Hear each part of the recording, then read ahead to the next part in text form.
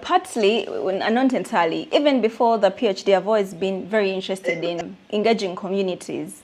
I think it turns down also to my personality. I love public engagement. I love involving people and also just knowing what people think about a particular area.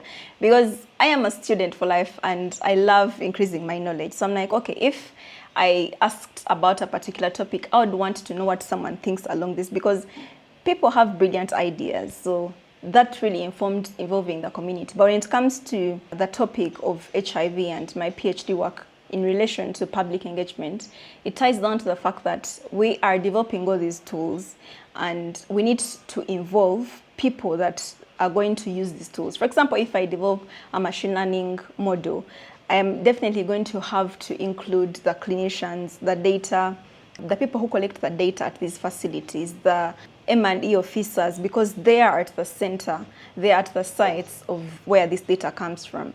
So they need to understand, because at the end of the day, we just don't want to develop models, but we want to develop models that are going to be utilized.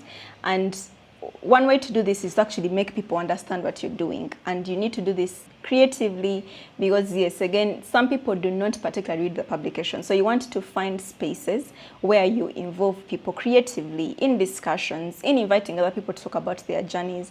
That particularly centered my motivation to bring out CareerBiome. I was like, okay, we are doing all this work in research, but who are the end users? Who are the people concerned, and are they involved in the process? And sometimes people need to understand the complexities, but in ways where they can assimilate, they can digest those ideas. Because again, it's not really of use for us to work in silos, and if the research is not being taken up,